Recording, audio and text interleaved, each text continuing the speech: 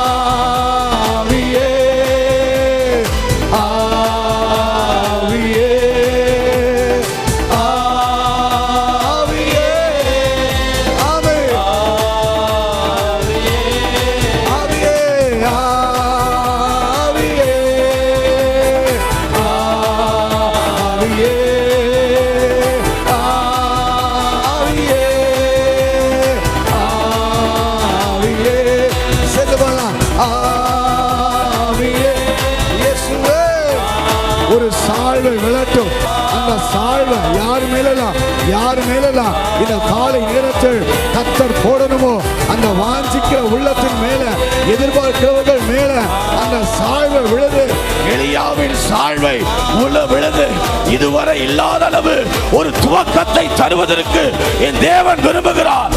அபிஷேகத்தின் சால்வை, அடையாளப்படுத்தும் சால்வை, அழைப்பின் சால்வை விழுது. கேளுங்க ஆவியானவரே.